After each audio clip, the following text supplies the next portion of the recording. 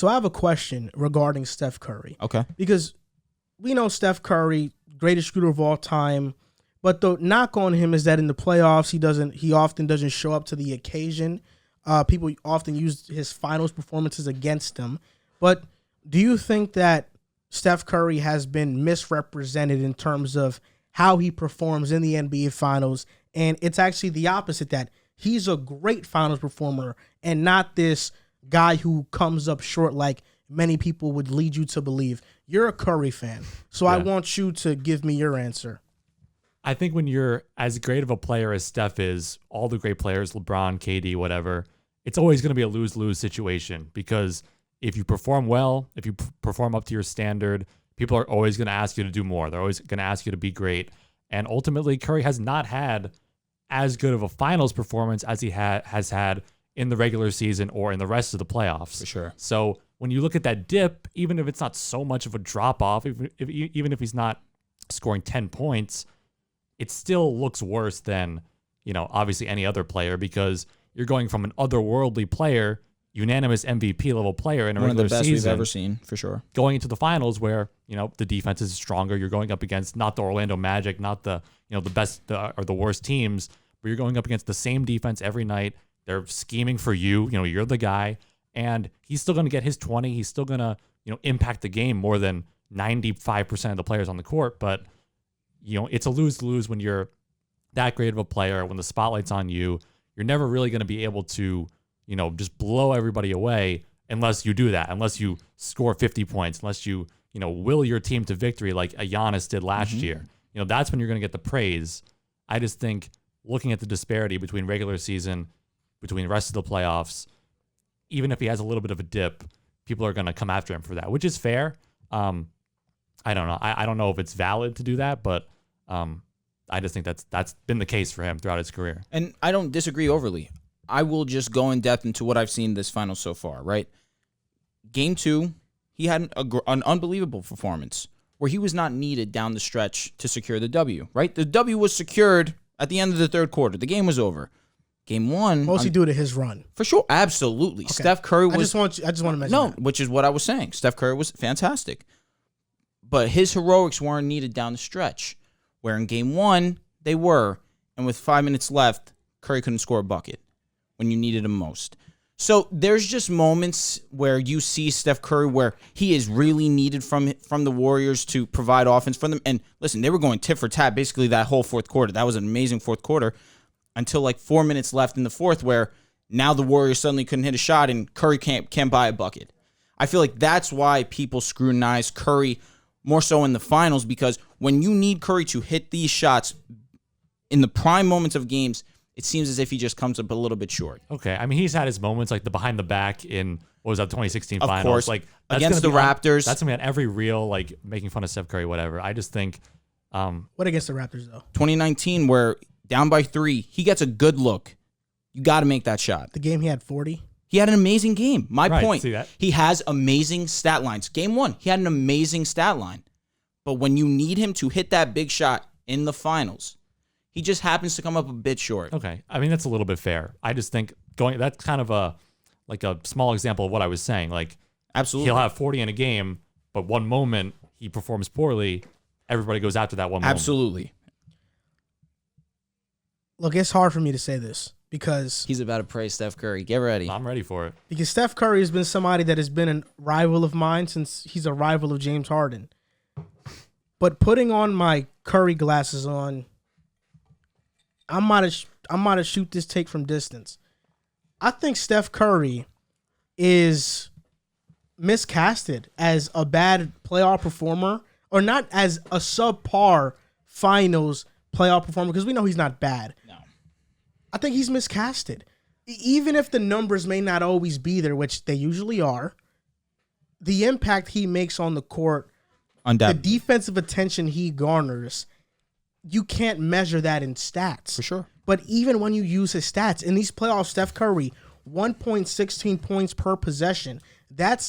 He's leading everybody these playoffs by a wide margin. He has a higher final scoring average than Kobe Bryant, Kareem Abdul-Jabbar, Wilt Chamberlain, Larry Bird, Dirk Nowitzki, Tim Duncan, Elgin Baylor. most threes all time in the finals, most threes in a series, most threes in a game, most threes in a quarter. He's one of 3 players to average 25, 5, and 5 in the NBA Finals, the other 2 being LeBron James and Michael Jordan. Steph Curry is an elite level finals performer, elite level playoff performer. And the reason why I think that for most of this time we don't view Steph in that light is because I said it the other day on Twitter. This is the first finals where Steph is the best player in these finals. Those battles with LeBron, of course, whatever LeBron does is going to overshadow everybody. Then KD comes to town. KD gets those finals MVPs.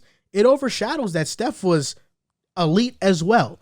And then 2019, Raptors versus Warriors. Kawhi, in my opinion, was the best player in that series. That's I think strong. he was. No, I don't disagree. But even if you disagree, what I will say is that people only feel as if Kawhi was the best player in that series because he is the one that won. And that's where winning bias takes place in these type of arguments. But this is the first finals where Steph Curry is by far, there's no debate, he's the best player in this series.